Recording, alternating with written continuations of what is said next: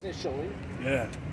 Councilwoman on the East Side, Julie Menin, and she will be presenting the award here to Yesenia Mata.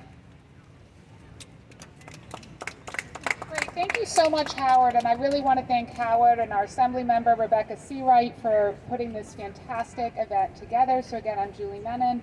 I'm the newly elected City Council member on the East Side. And I have to say it's an honor to be here today. My father was a doctor in the Army, and so as we lead into Veterans Day, I'm certainly thinking about him and his service. But we're clearly here today to celebrate women in service, and to be around all of these spectacular women of service is really inspirational.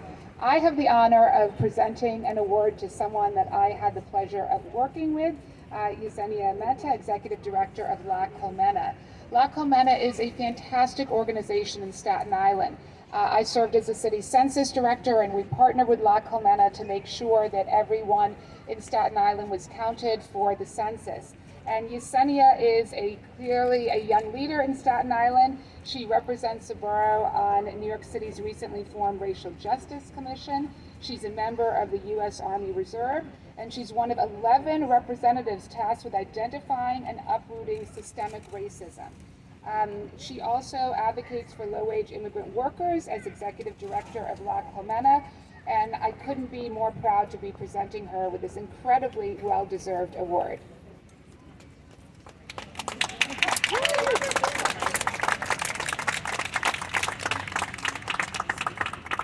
Flip it over, flip it over, flip it over, flip it over. It's yeah. Great.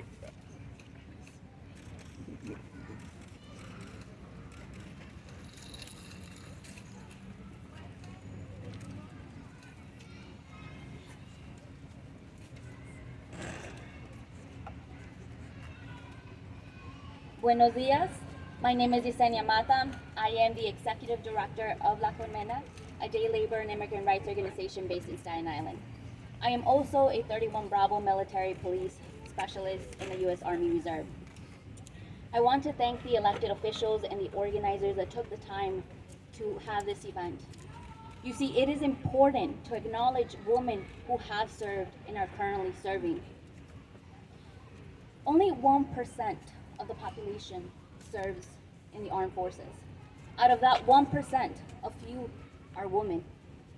You see, it hasn't been long ago where women were allowed to join the military. It hasn't been long ago where women were allowed to practice and train with their male battle buddies. And it hasn't been long ago where women of color were allowed to join the military.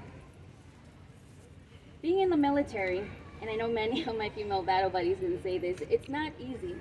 It requires hard work. I always wanted to serve. You see, I come from a Latino family, so serving our community is one of our values. I remember when I would tell people that I wanted to join the military, and I remember the constant feedback of gaslighting that I would get. I would either get, "Are you sure you want to join? You're a woman. Are you sure you could make it? You're 5'1".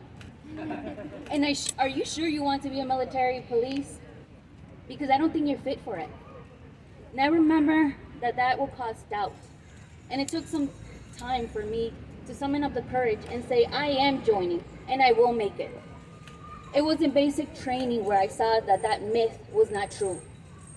You see, the training that women have to endure during basic training is not fit for the female body. There are many studies that show the injuries that the training does cause. But you see, I saw women pushing through it.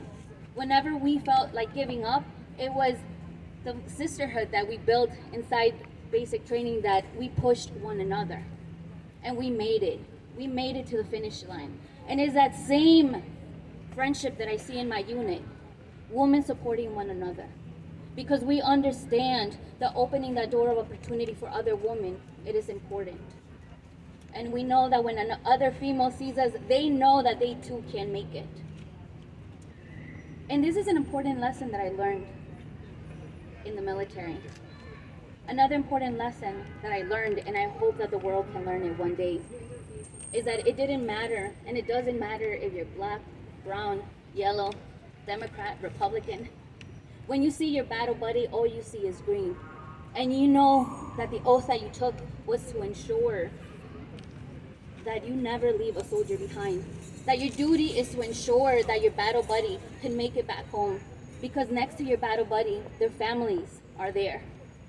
And this is why I want to conclude, to thank all those families that have someone who has served and is serving, because you are the pillar of the military. And I want to thank you for your service. Thank you.